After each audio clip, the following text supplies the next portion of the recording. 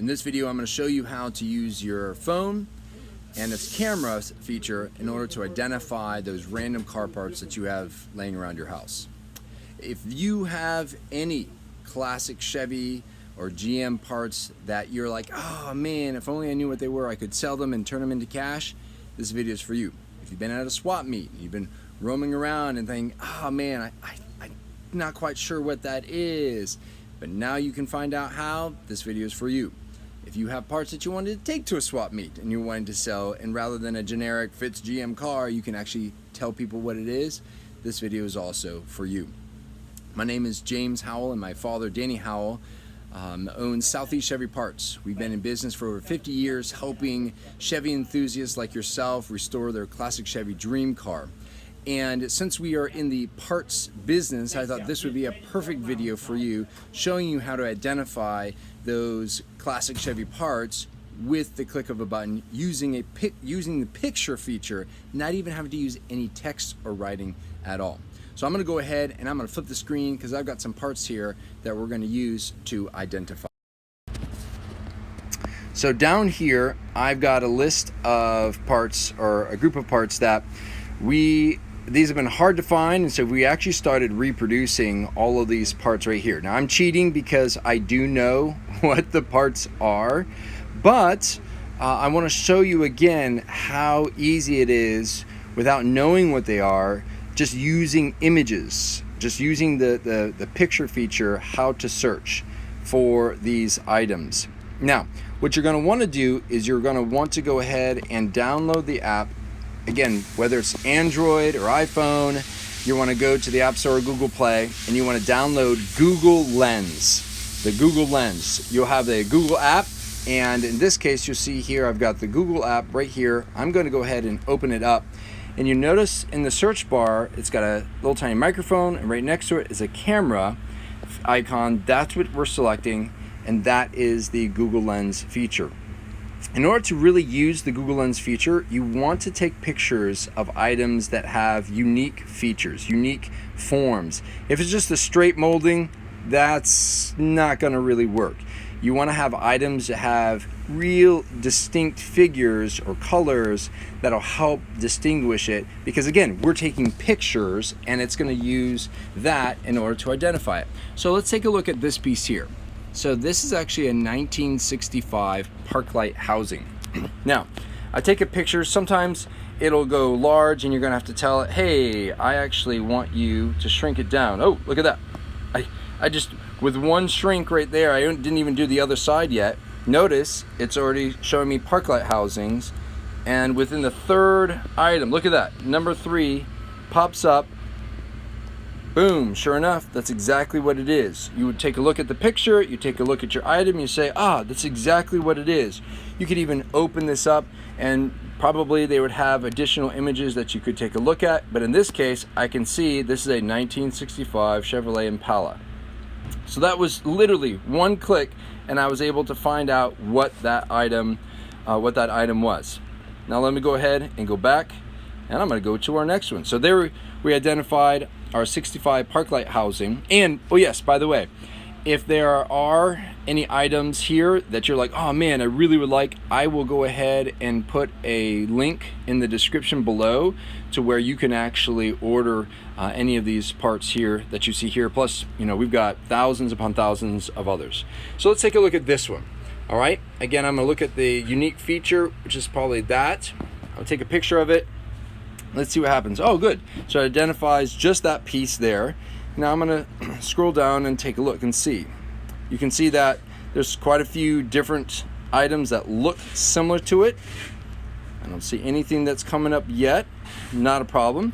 All I need to do is go up here. Sometimes you might need to take the picture, you know, a couple times. I'm also going to now enlarge this a little bit to kind of include a little bit more of the items. Sometimes that'll help. Let's take a look, see if we're able to identify it now. All right, still nothing there, not a problem. All right, let's do it one more time. This time, I'm gonna come all the way out and I'm gonna take a picture of it one more time. Let's take a look. All right, There we go. Enlarge that. And let's take a look and look at that. Look at that. 1959 Impala paint dividers. Boom. Look at that. So there you go. Now notice I only had one there in the picture, and it's identifying that this is a pair. So that is, again, incredible. In that case it took me a couple pictures. Notice that if you don't get it the first time, not a problem. Just readjust, take another picture, and chances are you're going to be able to find that piece. All right, notice again, I just took a second picture and realigned it. Now this one here is 1964. Let's take a picture. 1964 AC center dash. Ooh, look at that. I think we got it right there on the first. Yes, we did. So there it is. Look at 1964 Impala dash vent assembly. So that one shows up. Now what's nice is we actually are selling the complete set. The side vents, the center vent, both for the 63 and the 64. The center vents are different between the years, but as you can see, that one was actually a first attempt, and we got that one really good with the 64 Impala center AC dash. Now this one, let's take a look at this one here. This is a piece that we've had a number of people ask us to be reproducing. Let's take a look. Yeah, sure enough, look at, there it is, the second one there, which is the 1959-1960. All right, there we go, floorboard pad. Now this is for a standard. The one in the picture that you see here, the one that I took a picture of, is actually an automatic. There's a difference. The one with the automatic does not have the hole, whereas the one with the standard or the manual does have the hole for the clutch rod. So there that was pretty simple. Now this one I grabbed because this is an item that we actually made. This is an aftermarket piece. This is for adjusting your seats 2 or 4 inches. For those of you who are a little bit taller and you need to move your seat back, we have relocation brackets for 55 all the way up to 1970, and this is 1961 to 64. Let's take a shot of this and see what comes up. All right, just took a single shot, but let me remove from it those items to say that's the only thing that I want in the photo, and let's see what might come up. All right, and ooh, there we go, right there, 1961 to 64 bench seat floor adjustment brackets. So there you go. I hope this video was helpful to you. As I said, I will put a link in the description if there's any items here that you're like, ooh, I actually need that item, perfect. If there are other parts that you're looking for, your full-size Chevy 1950 to 1970, give us a call or take a look on our website here, southeastchevyparts.com with Danny Howell, and we'd be more than happy to help you out. And please like, subscribe.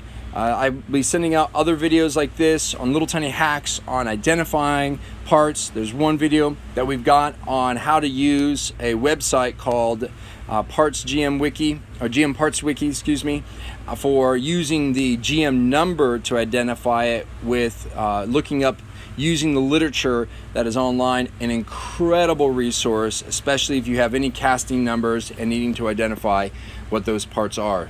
All right. Well, you have a good rest of your day, and I look forward to talking with you soon.